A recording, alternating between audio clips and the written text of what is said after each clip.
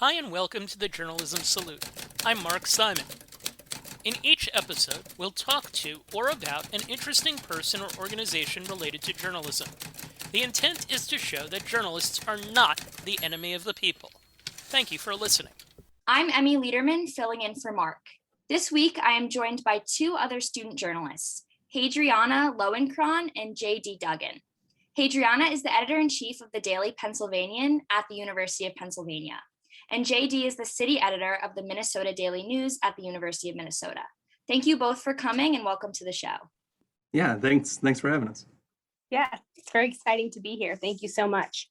Of course. So my first question is, why did you decide to become a reporter, and what do you find the most fulfilling about journalism? I decided to become an opinion columnist my freshman spring, and then realized what I liked more than commenting on news that was already broken was actually being the person to break that news for the community and hold the administration accountable and really be a transparent source for students, faculty, and staff. Yeah, I kind of just fell into it. I went to a community college before I started at the University of Minnesota, and I was always curious about, what journalism was about. With my first byline, I was like, wow, this is cool. I got into it because I liked writing, and now I find writing to be the most arduous aspect of journalism. The most fulfilling part is just talking to people and learning things. At the Minnesota Daily, I have been on pretty much every beat covering the city, covering our neighborhoods around the university. I've just really enjoyed hearing people's stories, hearing what they're happy about, hearing what they're frustrated about, and coming to understand people who might not be like me. It's been really fulfilling and exciting to just continue to learn. And going off of that, I think sometimes it can be difficult to be both a student reporter and simultaneously a member of your college community. If you're assigned to report on sensitive topics that directly affect you and your peers, it can sometimes feel challenging and emotional. So how have you learned to manage this? Definitely. I would say part of, in my opinion, the hardest part of being a woman of color and a reporter is feeling as though I carry the weight of the paper's kind of successes and failures in the Black community. And when news breaks that I feel hits me personally, or there's something involving race, I struggle between at times feeling that maybe I shouldn't be the one going through the mental gymnastics and compartmentalizing my feelings to do the work that needs to be done. But at the same time, do I want to leave it in the hands of other reporters where I don't feel that I'm in charge of telling that narrative. And so really there's a balance between I need to prioritize myself and my mental health, especially when Walter Wallace Jr. was killed in October. That was right blocks away from campus, right? And so Penn sent out a statement and I had to kind of report on that. And I really had to decide if going through the trauma of having somebody from the Black community killed and writing about that so that it could be as well written as possible and do the event justice, if it was worth kind of going through the mental health or having that affect my mental health. And so I think I had to tell myself at a time, I can take a break and I can say no to an assignment if it feels like it's too much.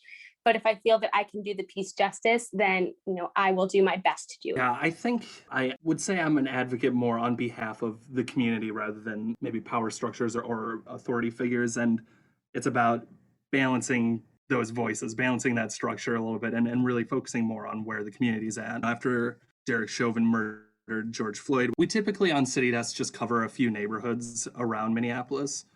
And for the impact that had on the entire community, it would have been disingenuous to continue just focusing on these neighborhood issues. And it became just about how the whole city is responding. And I guess there's been a lot of compartmentalizing that's happened throughout that, but it's a lot of just talking to people, hearing from people, empathizing with people as much as I'm able to, just moving forward through that. When we got the verdict just over a week ago now, it was like this weight that came off, even though there's still so much to do. It was just there was a heavy load for almost a year.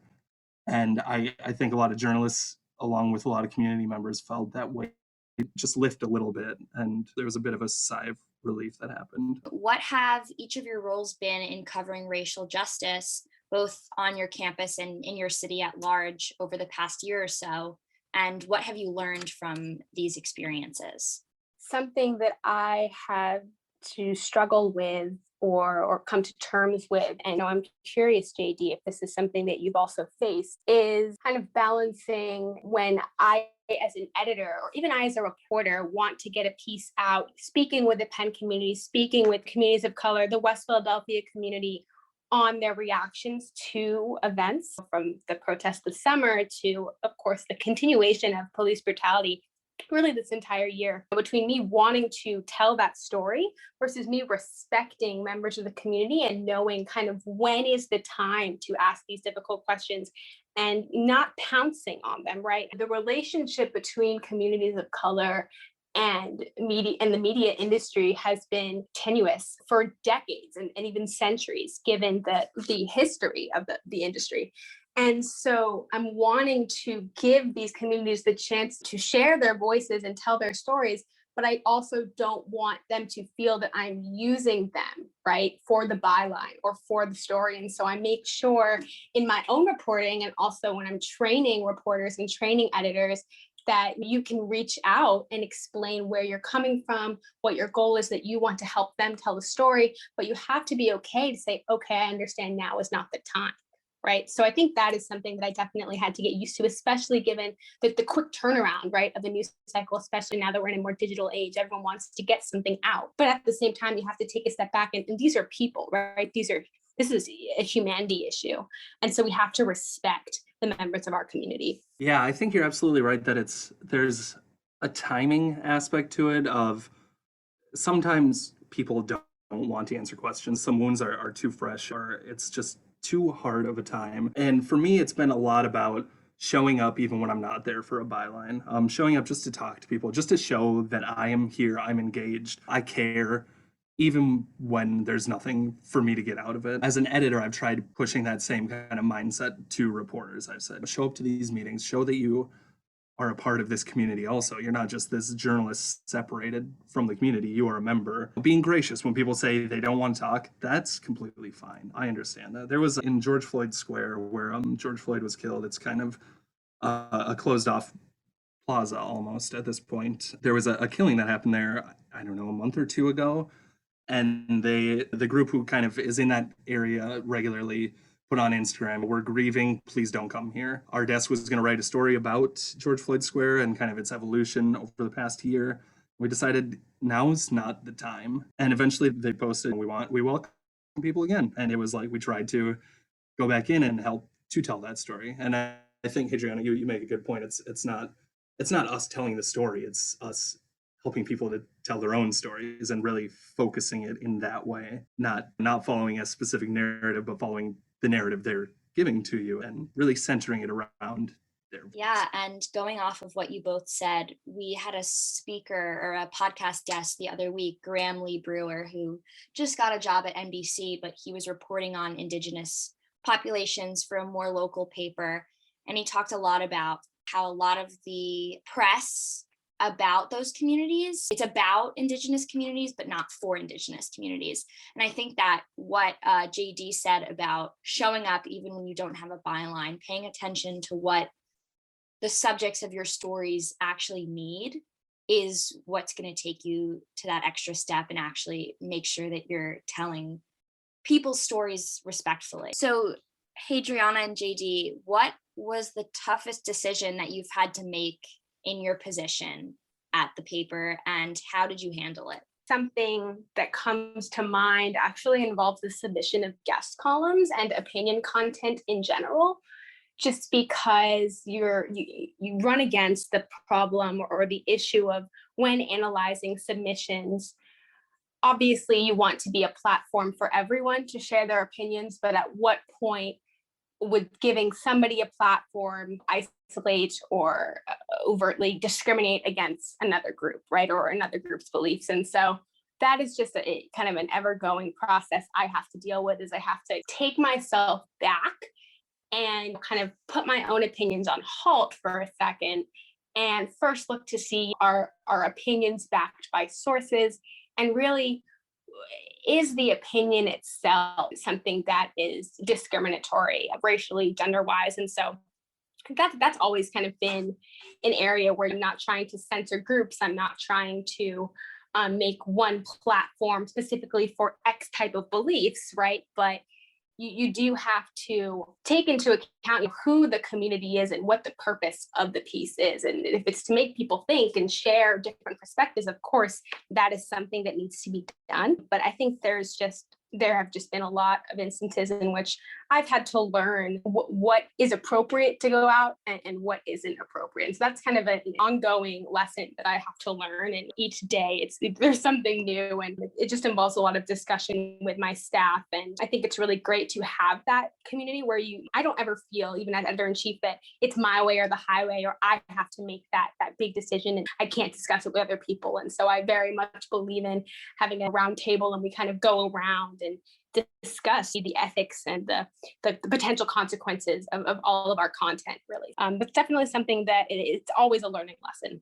Yeah, for me, that brings to mind just the concept of how we're balancing voices. As the Trump's most recent impeachment trials were underway, the insurrection on January 6th had already happened, obviously, and a reporter on my desk, Samantha Woodward, she was on the national headlines beat, and she wanted to check in with college Republicans about how they were feeling and what they saw for the future of the Republican Party and just conservatives in general. Maybe expectedly, there were some conspiracies that came out, some completely unfounded conspiracies.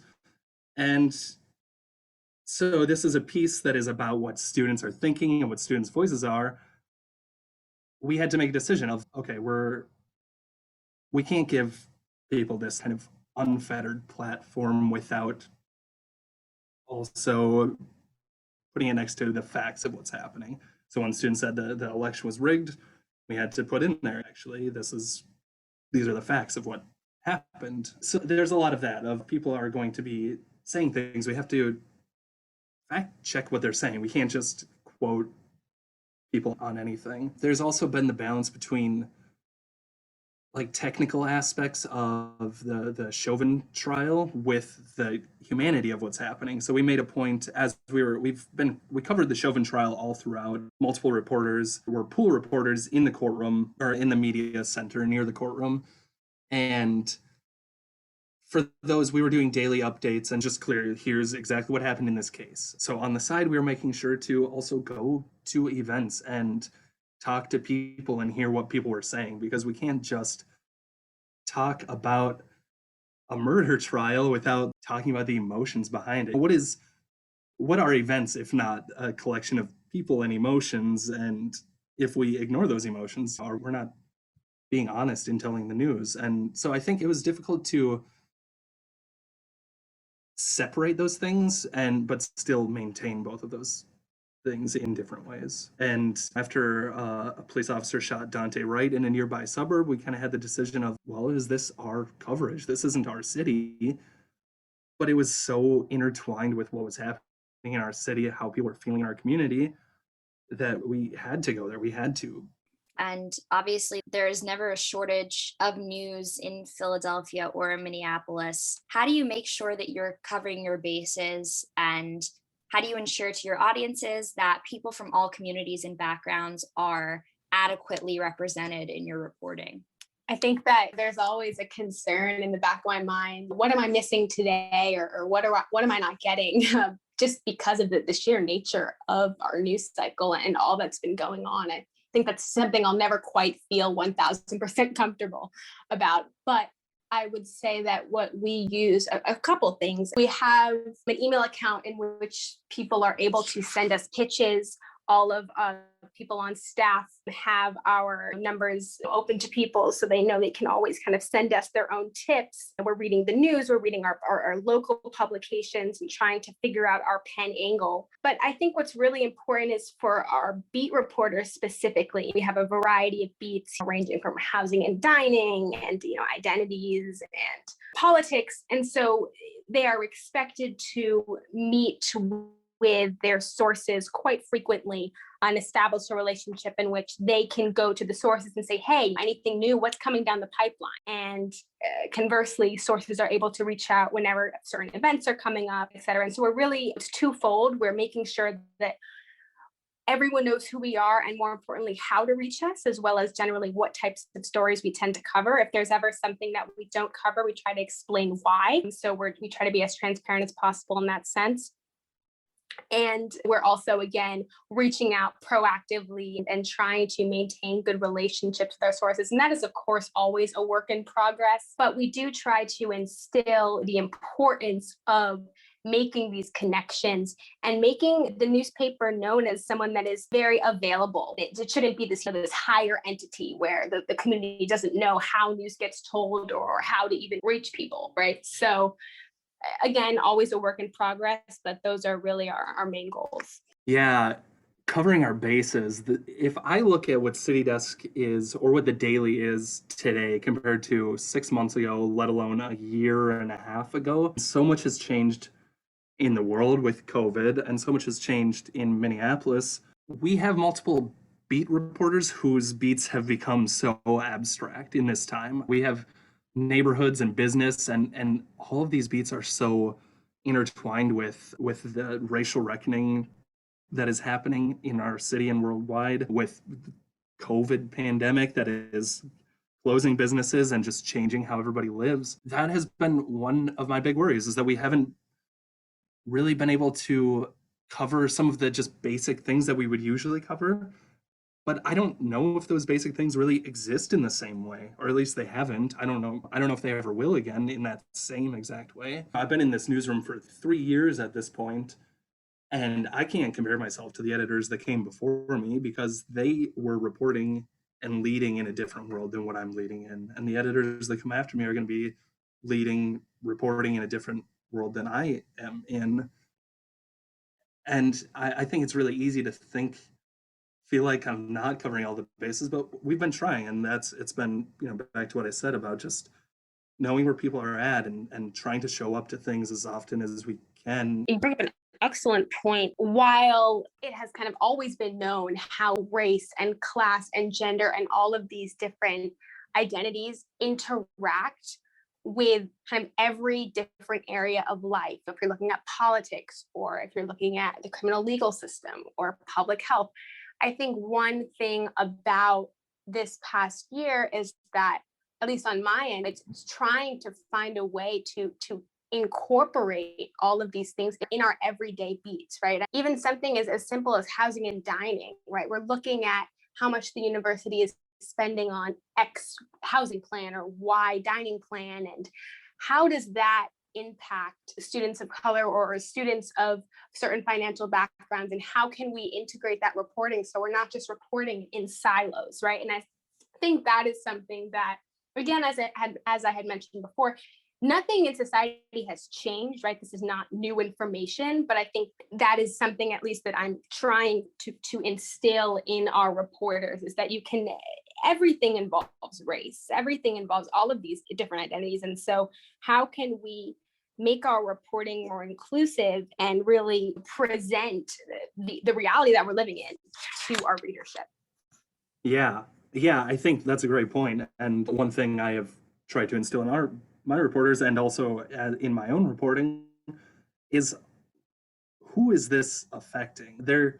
It's really easy to talk to a council member and then the neighborhood organization president about this new housing policy that's going to impact our area, but how is that going to affect these specific students? And then being intentional about which students we're trying to reach or which activists we are talking to. What's the point of writing news if you're not going to talk to the people who are impacted by things? It really sounds like you guys are making such an active effort to cover all your bases. And a lot of times, from my own experience, I would say that being part of a school newspaper kind of at a certain point becomes synonymous with your personality, in that wherever you go, you're thinking about how could this turn into a story, asking questions and noticing things that maybe your peers that aren't involved in journalism wouldn't notice. But I also know that sometimes it's important to separate your work at the paper from your personal life and to take time for yourself. So,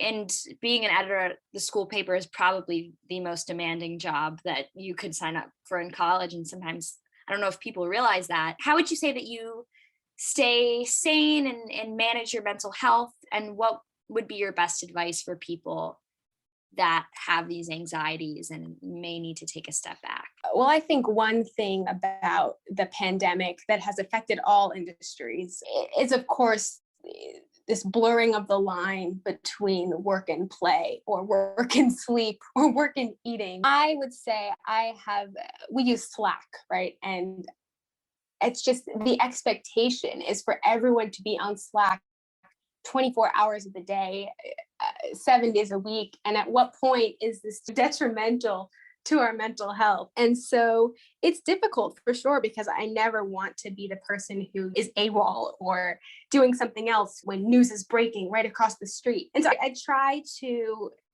set boundaries, and I try to make sure my editors don't go to sleep too late at night, although I obviously can't control that. And there are some nights we're up later than others.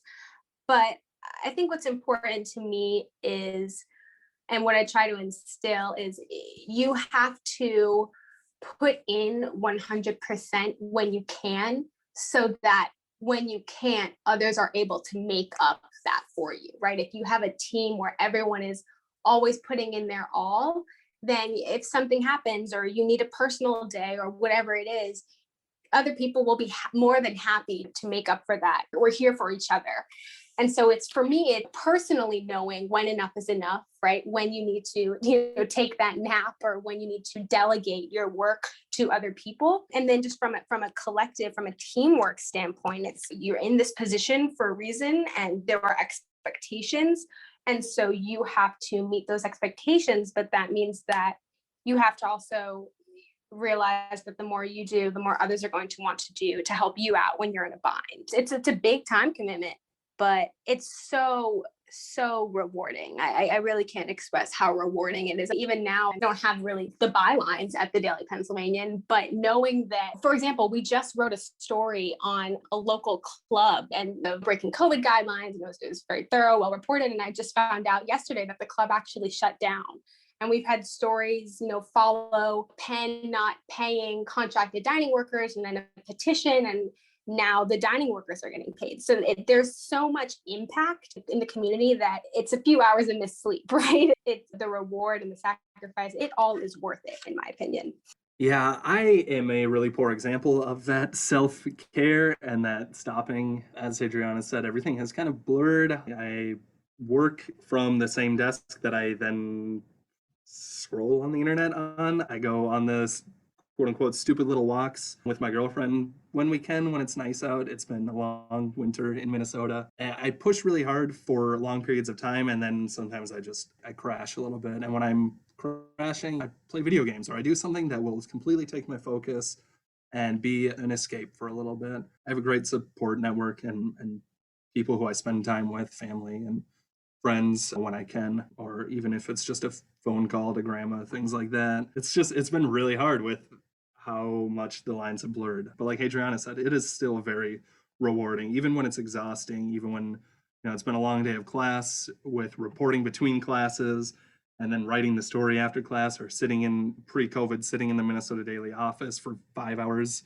to edit stories. It's fun and it's rewarding, and I'm excited for the future reporters at the Daily who will be able to go back into a newsroom and just be around people who become good friends.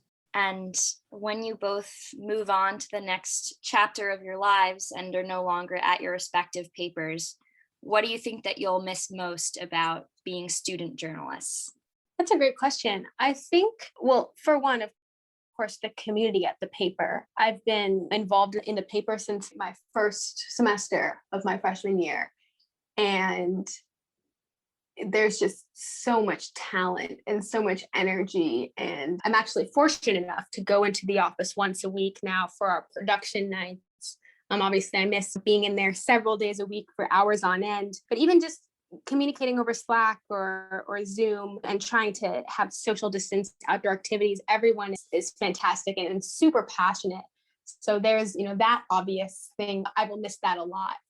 But I think also just the relationships that I've made, the sheer intellect I've gained from speaking with student activists or certain professors. Or what's so great about being a reporter, it's great being a beat reporter as well, because you develop these really close relationships with sources and you develop a lot of experience and intellect on that beat. But I think being a general assignments reporter, when you're kind of just given anything, there's just so much to learn. And to me, it's just the learning aspect is something that I will miss. Obviously, that's something that I want to be a reporter in the future. And so I will still have that opportunity, but specifically learning so much about my peers at Penn, the faculty, it's incredible. Everyone is doing so much. Everyone is so accomplished, and it's great to learn from them, as well as, of course, giving communities, and specifically marginalized communities, the opportunity to share their stories, tell some of the stories that people wouldn't otherwise know, highlight people who people wouldn't otherwise speak to.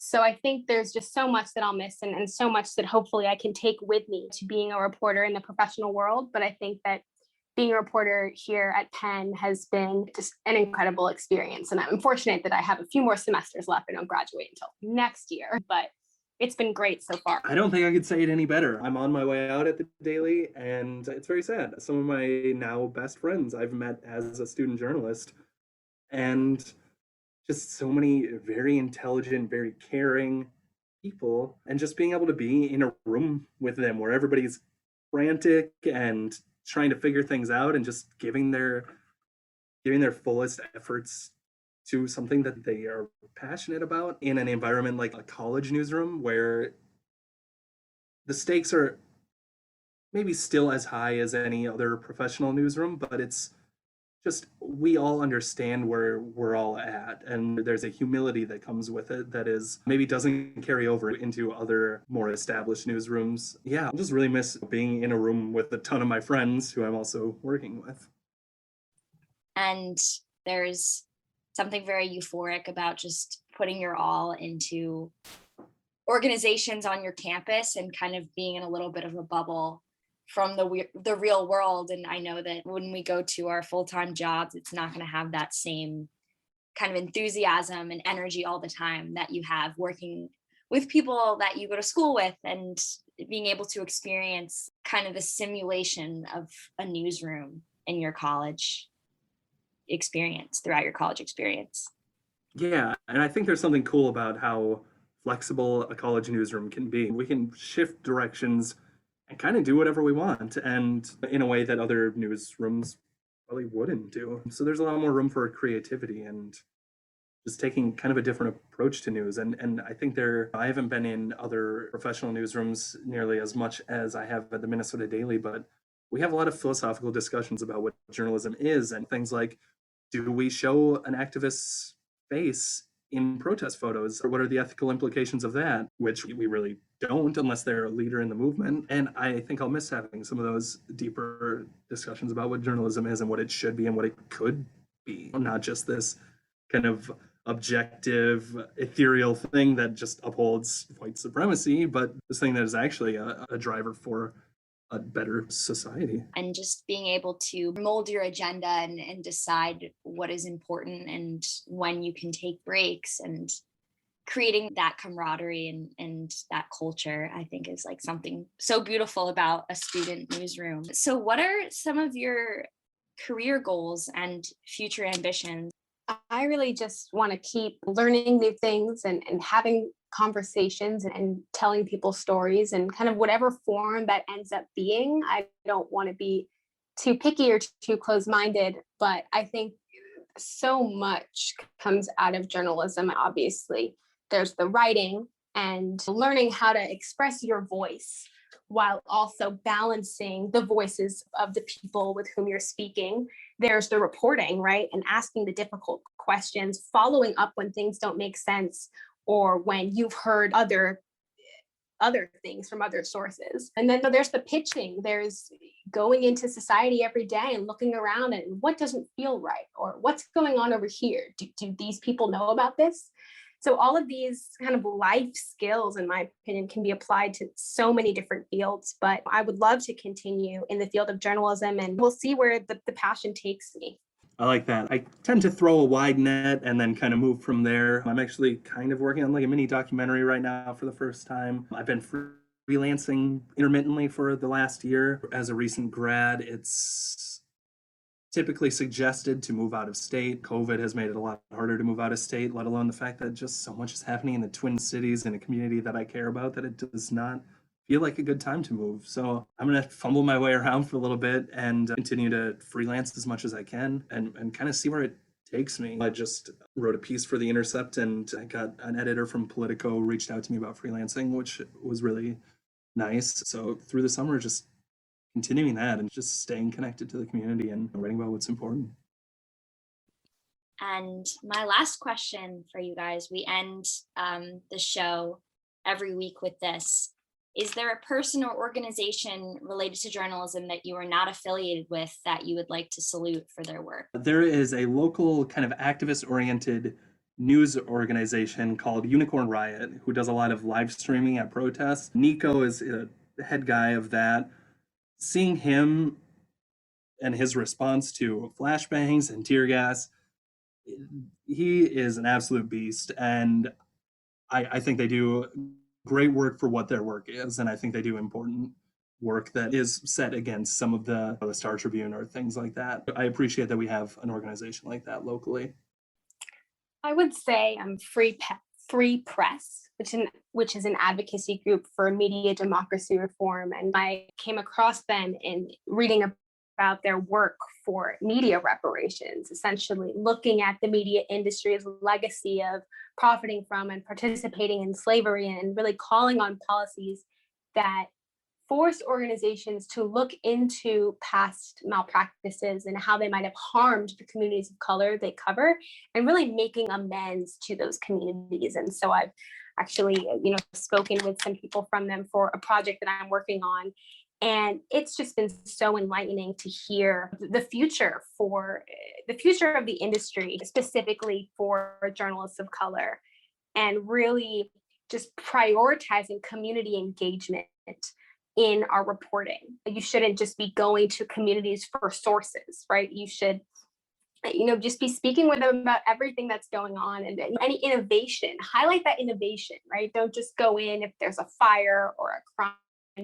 So all of these different tenets to upholding an industry that really prioritizes the wellness of reporters of color. I think Free Press is really doing a fantastic job. And so I really admire them for that. So that ends our show today. Hadriana and J.D., thank you so much for joining us. This was a great conversation. Awesome. Thank you. Thank you so much. Thank you for listening to the Journalism Salute.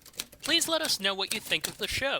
You can find us on Twitter @JournalismPod, and you can email us at journalismsalute@gmail.com.